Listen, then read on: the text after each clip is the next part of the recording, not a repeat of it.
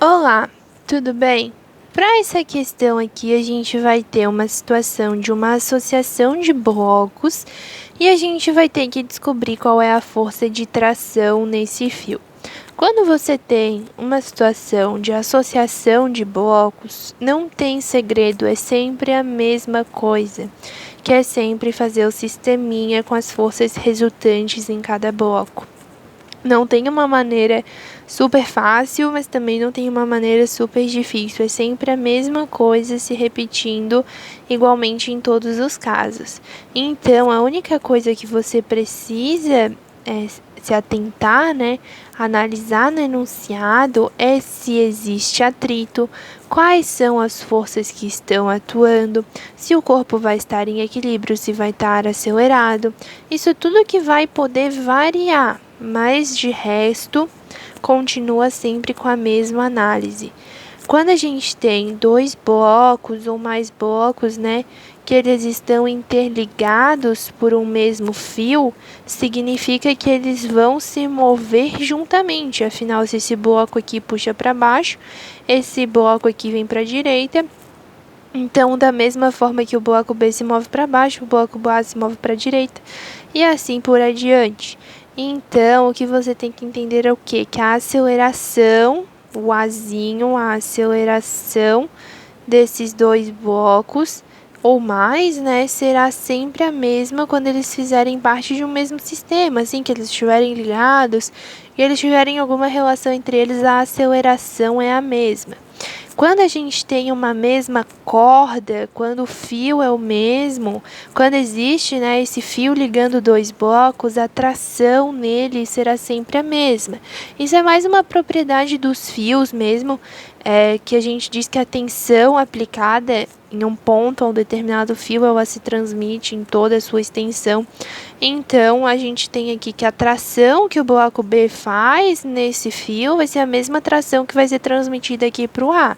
Então, duas coisas muito essenciais que você sempre tem que estar ciente. A aceleração é a mesma quando o sistema é o mesmo. Se está em equilíbrio, significa que a aceleração é nula, tá? O equilíbrio pode ser tanto em repouso quanto em movimento retilíneo uniforme, mas o importante é que a força resultante é nula, a aceleração é nula. Então, por isso que é importante se atentar se está em equilíbrio ou não. E se tem atrito ou não. O atrito ele vai acontecer quando existe, né, esse contato aqui entre duas superfícies e ele vai se opor à tendência de movimento. Então, no caso, o atrito seria aqui para trás, né? Mas a questão já deixa ali bem claro para a gente que não existe atrito, não existe dissipação. Então, a gente precisa se preocupar apenas com as forças atuantes. Como que eu descubro a força atuante? Primeiro de tudo, eu venho aqui e traço todas as forças que atuam em cada bloquinho. Como que eu sei as forças que atuam em cada bloquinho? O peso tá para todo mundo tem peso, né? Se tem massa, tem peso, então isso aí tu bota para todo mundo. Sempre vertical, apontando para baixo, sempre a mesma coisa, peso para todo mundo. Aqui o ar ele também tem um peso aqui para baixo, e daí o restante você vai vendo. Esse bloquinho ele está apoiado em uma superfície. Ó, o bloquinho A está apoiado, então ele tem o que? Ele tem a força normal. Esse bloquinho está pendurado por uma corda, o bloco B está pendurado por uma corda, ele não está encostando em nada aí. Ele está pendurado por uma corda, então ele tem o que? Ele tem a tração para cima. O bloco A aqui está sendo puxado, tem uma corda puxando esse bloco? Tem, ó, tem uma corda puxando o bloco A ali, então vai ter uma tração para a direita. No mesmo sentido que a corda está puxando. Tem uma força de atrito? No caso não tem, né? Mas se tivesse, tu ia traçar. Então, tu sempre vai vendo as possibilidades que existem. E como que eu sei que o peso se anula com a normal? Existe algum movimento na vertical? Ou o bloquinho A só está deslizando para o lado? Não tem uma aceleração resultante aí na vertical, né? Ele só está indo para o lado tranquilamente. Então, eu sei que não tem força resultante na vertical, logo o peso se anula com a normal. Mas aqui, ó, o B ele está indo para baixo. Tá indo para baixo aceleradamente, porque ele tá caindo. Só uma coisa para você estar bem ciente de que não importa se a massa desse bloquinho pendurado é menor do que a massa do que tá aqui em cima, vai cair igual, tá? O importante é que esteja fora do equilíbrio.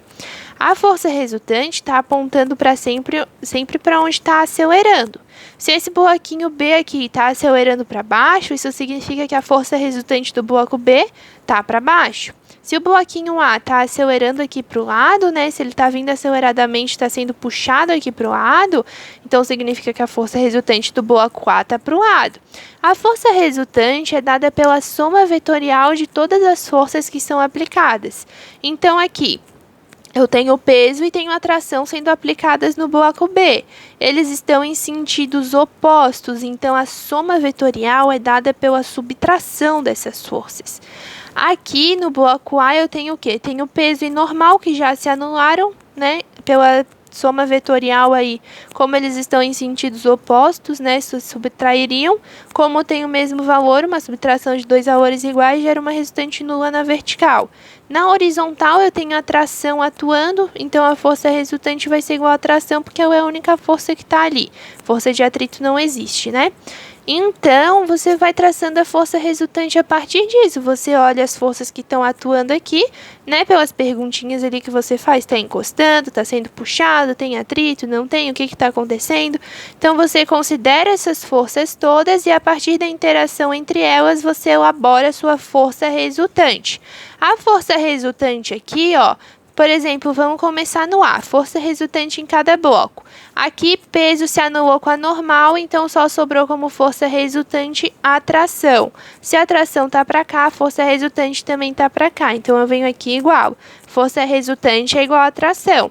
Força resultante, pela segunda lei de Newton, a gente sabe que é massa vezes aceleração.